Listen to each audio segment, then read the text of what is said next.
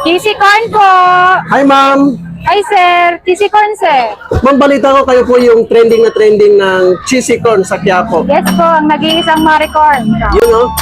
Finally, no, na-meet na rin kita. Oo nga, sir, eh. Nakailang vlog ka na sa Quiapo. Ilang beses na pumunta sa store nyo, tapos ngayon nagkita na Kaya, rin tayo. sampalok lang para tayo magkikita.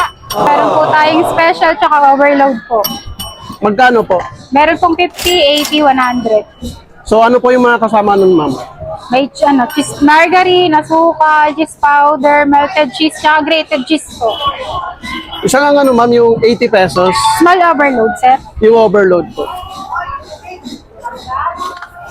So, ano oras open nyo dito, ma'am? Alas 5 po ng hapon hanggang alas 12, sir. Pangilang store nyo na po ito? Pangalawa po. Pangalawa, no? So, saan po kayo matatagpuan yan, ma'am?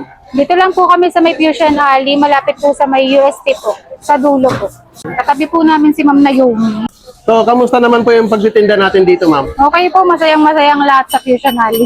Masayang-masaya dito, ma'am, no? Yes po, sobrang daming tao araw-araw. Ganda yung experience natin dito, no? Yes po. Kaya thank you po sa lahat, lalong-lalo na kay Sir Rafi Alejandro, kay Yorme, kay Boss B, na nagbigay sa amin ng chance para makapaghanap buhay dito po. Ayun. Thank you po. Thank you.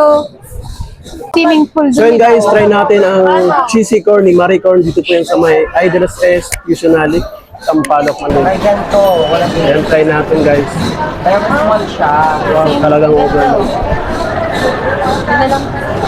Ate small po. Kaya na para kita kasi Wow. Thursday, Friday.